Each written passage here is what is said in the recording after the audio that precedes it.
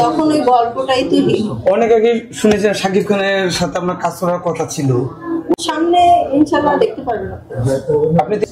আচ্ছা, অভিনয় নিয়ে কি পরিকল্পনা রয়েছে, বা সিনেমায় অভিনয় করলে আসলে কার বিপরীতে অভিনয় করার একটা ইচ্ছে, বা ওই প্রজেক্টে হলে কাজ করবেন, এরকম ধরনের কোনো পরিকল্পনা আপনার মধ্যে রয়েছে?